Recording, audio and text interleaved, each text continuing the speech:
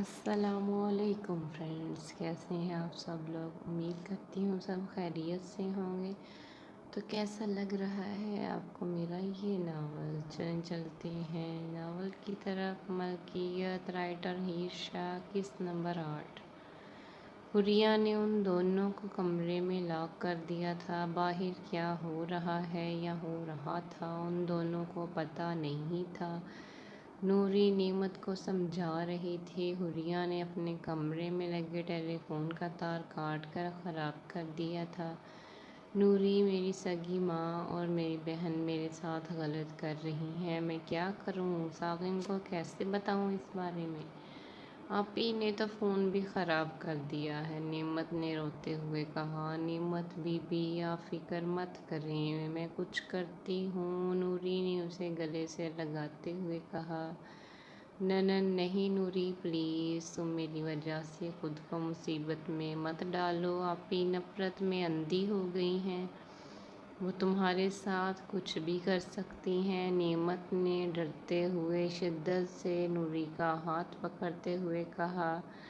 آپ فکر مت کریں، مجھے کچھ نہیں ہوگا۔ اگر مجھے اس نیک کام کی وجہ سے موت بھی نصیب ہوئی تو یہ میری خوش قسمتی ہے۔ میں ساغر صاحب کو اپنی جان پر کھیل کر سب کچھ بتاؤں گی، آپ بالکل بھی فکر مت کریں۔ نعمت بی بی، دیکھنا، وہ ان دونوں ماں بیٹی کو اس گناہ کی سزا ضرور دیں گے۔ نوری نے اسے گلے سے لگا کر اس کی پشت سہلاتے ہوئے کہا۔ نوری، اس کے لیے تمہیں باہر نکلنا ہوگا، نعمت نے ہچکی لے کر رونے کی وجہ سے بھاری ہوتی آواز میں کہا۔ اس کی آپ فکر مت کریں، آپ صرف ساغر صاحب کے بارے میں سوچیں۔ نوری نے اسے الگ کرتے ہوئے شرارت سے کہا۔ اس کی بات پر نعمت کی گال شرم سے ٹماٹر کی طرح سرخ ہونے ہو گئی۔ نوری، نعمت نے اس کے کندھے پر مارتے ہوئے کہا۔ نعمت بی بی، لگتا ہے کوئی یہیں آ رہا ہے، اگر یہ بیگم صاحبہ ہوئی تو میرا ناٹک فیل ہو جائے گا۔ وہ بہت ہی تیز ہیں، مجھے ایک ہی منٹ میں پکڑ لیں گی۔ اگر حریہ بی بی ہوئی تو سمجھے میں پاس ہو گئی ہوں، کیونکہ حریہ بی بی کو اللہ تعالیٰ نے صرف خوبصورتی سے نوازا ہے، عقل سے نہیں، اور یہ خوبصورت بلا ایک نمبر کی بے عقل ہے، اسے آپ سے جھلنے کے علاوہ کچھ آتا ہی نہیں ہے۔ نوری کی تیز سماعتوں پر باہر کسی کی قدموں کی آواز سنائی دی تو وہ اس سے دور ہو کر بولی۔ نوری، یہ تم کیا کرنے والی ہو؟ نعمت نے سخت حیرانگی سے نوری کو سامنے خوبصورت بلیو رنگ کے کانچ کے بنے باؤل جس میں فروٹ رکھے ہوئے تھے، اس کے اندر سیب پر لگے چاقو کو نکالتے ہوئے دیکھ کر ڈرتے ہوئے کہا۔ نعمت بی بی، آپ کو بھی پتہ چل جائے گا۔ نوری نے شریر نظروں سے اسے دیکھتے ہوئے وہ چاقو اپنی کلائی کے رگوں سے تھوڑا نیچے رکھ کر وہاں ایک گہرا کٹ لگایا۔ کوئی کلائی پر چاقو لگتے ہی خون تیزی سے بہنے لگا، جسے دیکھ کر نعمت نے رو کر نوری کا ہاتھ پکڑا۔ نوری، پاگل لڑکی، یہ تم نے کیا کر دیا؟ اگر تمہیں کچھ ہو گیا تو میں کبھی اپنے آپ کو معاف نہیں کر پاؤں گی۔ پاگل لڑکی، تم نے مجھے کس دورائے پر لا کر کھڑا کر دیا ہے، اب میں کیا کروں؟ نعمت نے روتے ہوئے کہا۔ ارے نعمت بی بی، یہ ناٹک ہے، آپ اسے سیریس مت لیں، یہ میں نے اس حریہ کو ڈرانے کے لیے کیا ہے۔ میں نے اس جگہ کٹ لگایا ہے جہاں مرنے کا خطرہ ذرا کم ہے، اور اگر میں بے ہوش ہو گئی تو خدا کے لیے رو رو کر اپنی حالت خراب مت کیجیے گا، کیونکہ اکثر خون زیادہ بہنے کی وجہ سے انسان اپنے ہوش کھو بیٹھتا ہے۔ اور آپ فکر مت کریں، یہاں سے نکلتے ہی میں پٹی کر لوں گی، ابھی آپ بس میرا ناٹک انجوائے کریں۔ نوری نے سر کو تھامتے ہوئے، جو زیادہ خون بہنے کی وجہ سے چکرا رہا تھا، آنکھوں کے آگے اندھیرا چھا رہا تھا۔ اس نے یہ سب اپنی نعمت بی بی کو بچانے کے لیے کیا تھا۔ اگر اسے اپنی جان بھی دینی پڑتی تو وہ دے دیتی، کیونکہ وہ نعمت بی بی کی وفادار تھی۔ دروازہ کھول کر اندر داخل ہونے والی حوریہ تھی، جو اندر کا منظر دیکھ کر نوری کے توقع کے مطابق ڈر گئی تھی۔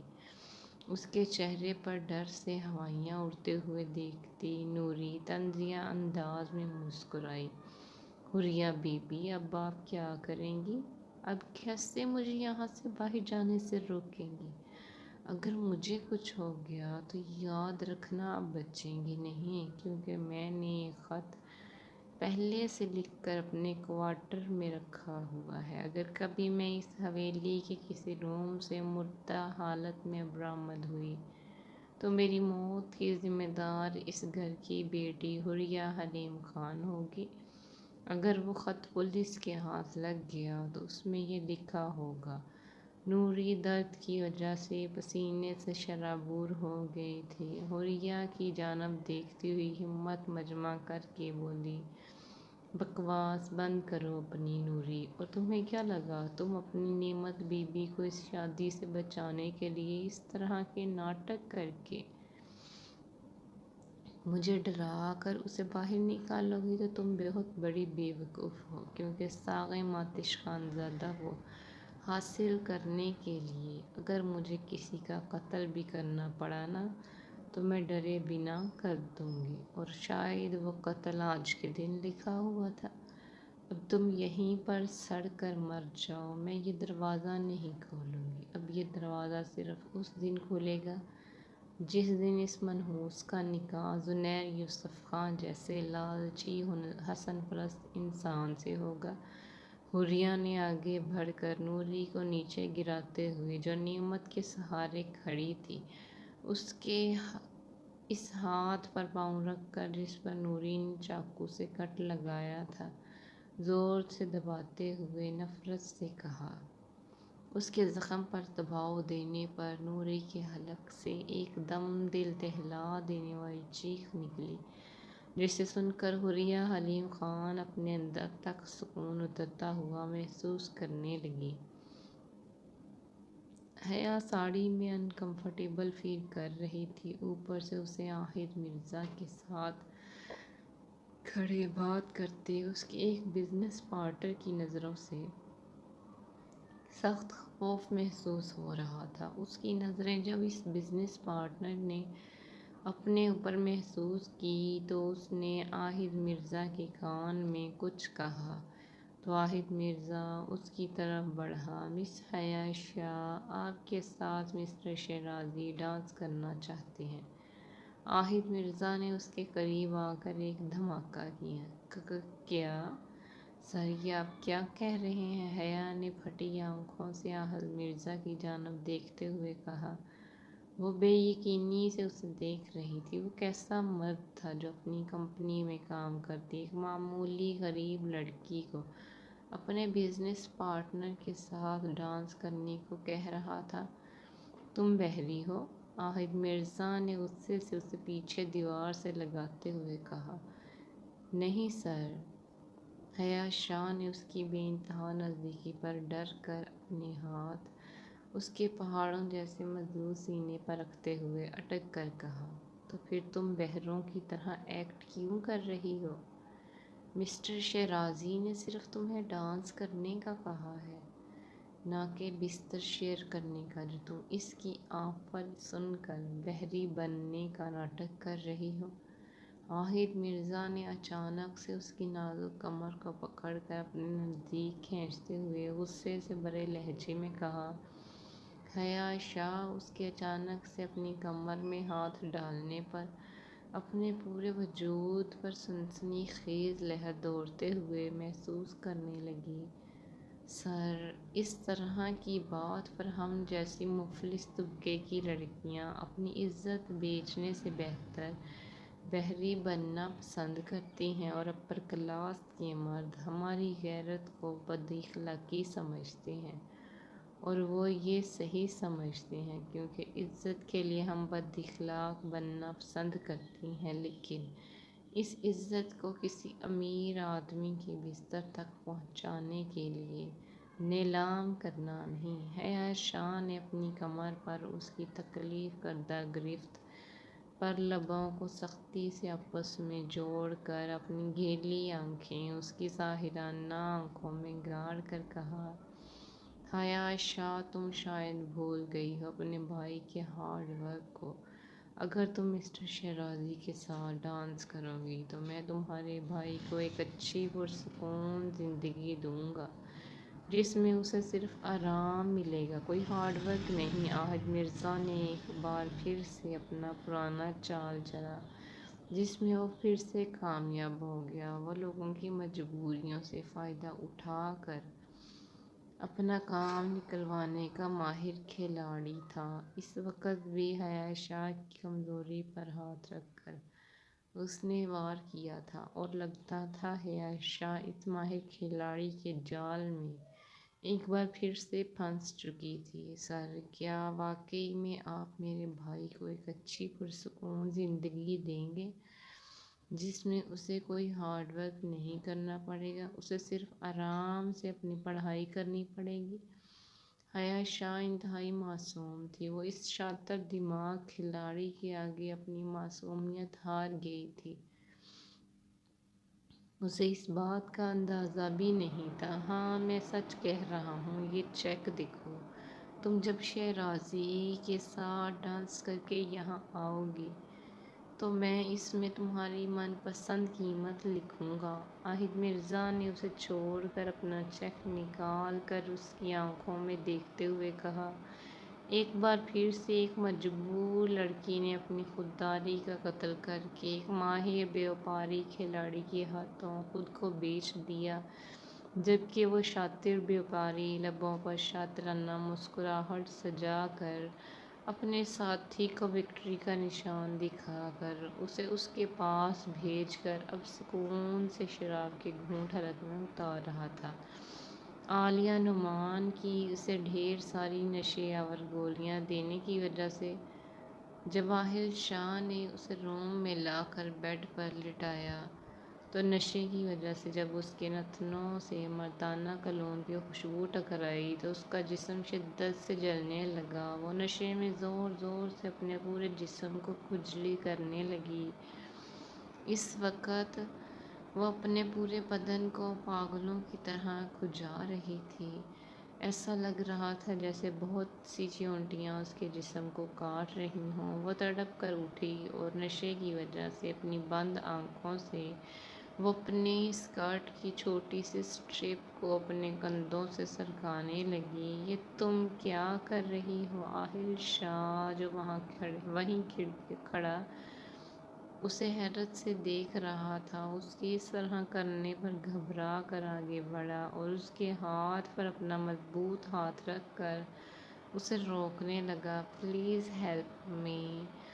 نمرا عالم خان نے اپنی آنکھوں کو کھول کر اسے دیکھنا چاہا، جو بھاری مقدار میں نشہ لینے کی وجہ سے وہ یہ نہ کر سکی۔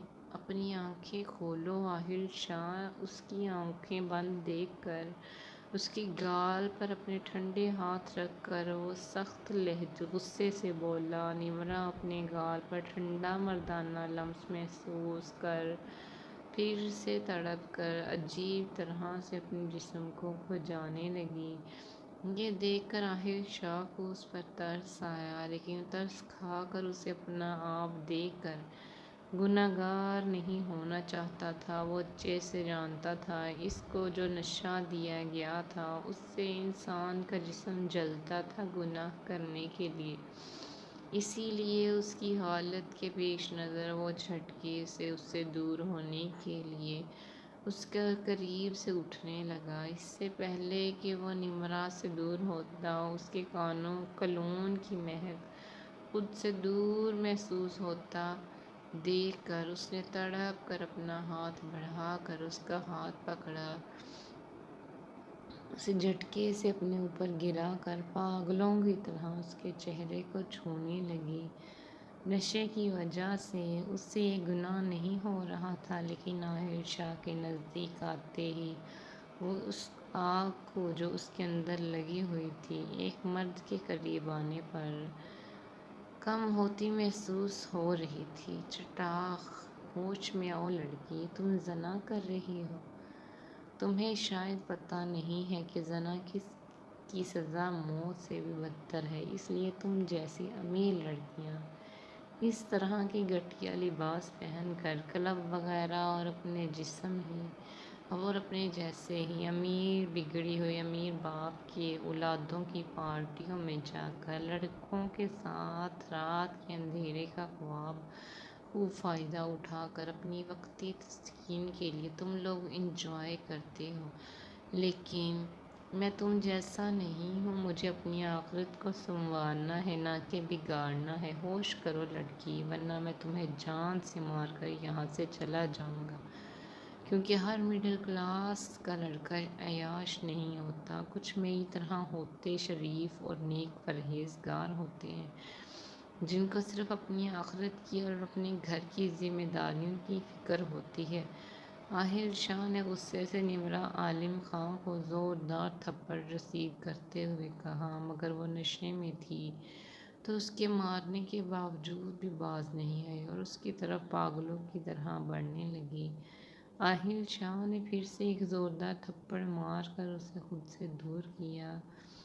پلیز میری مدد کرو ورنہ میں مر جاؤں گی۔ تم جتنے پیسے مانگو گے میں تمہیں دے دوں گی۔ پلیز اس وقت میری مدد کرو، پلیز۔ مجھے کسی نے نشہ دیا ہے، میں ایسی لڑکی نہیں ہوں، میں نے آج تک اپنی دولت کا غلط استعمال نہیں کیا ہے، پلیز کچھ کرو، پلیز۔ نمرہ عالم خان نے بیڈ پر لیٹے ہی اپنی بند آنکھوں سے اپنے دونوں ہاتھ باندھتے ہوئے رو کر کہا۔ اس وقت اس کے لرزتے لفظوں میں عاہل شاہ بے بسی محسوس کر سکتا تھا۔ ساقی آتش خان زادہ چھت پر لیٹا اوپر چاند کو تک رہا تھا، جس میں اسے اس دشمن جاں کا عکس نظر آ رہا تھا۔ وہ اس کے عکس سے باتوں میں اس قدر کھویا ہوا تھا، اپنے قریب کسی کے آ کر لیٹنے کو وہ محسوس نہ کر سکا۔ اسے احساس کسی کے بازو شدت سے پکڑنے پر ہوا کہ اس کے علاوہ بھی اس چھت پر کوئی اور بھی ہے جو اس سے چپکا بری طرح سے لرز رہا تھا۔ اس نے اپنی آنکھیں چاند پر سے ہٹا کر اپنے ساتھ چپکے وجود کی جانب دیکھا، جو کسی اور کا نہیں سرفراز خاں کا تھا۔ سرفراز خاں، تم یہاں کیا کر رہے ہو اور یہ سونے کا کون سا نیا طریقہ ہے؟ دور ہٹو مجھ سے ورنہ تمہارا سر میں اس چارہ کاٹنے کے حالے کے آگے لے جا کر کاٹ دوں گا، جس سے تم نے مجھے اپنے جانوروں کے لیے چارہ کاٹنے کو کہا تھا۔ ساقی آتش خان زادہ اسے خوف سے تقریباً چپک کر سوتے ہوئے دیکھ کر اسے دور کرتے ہوئے شدید غصت سے کہا، مجھے بچاؤ ساقی اس سے، اگر تم نے مجھے اس سے بچایا تو میں تمہیں یہاں سے جانے دوں گا۔ سرفراز خان نے ڈرتے ہوئے سیڑھیوں کی جانب اشارہ کرتے ہوئے کہا، کس سے سرفراز خان؟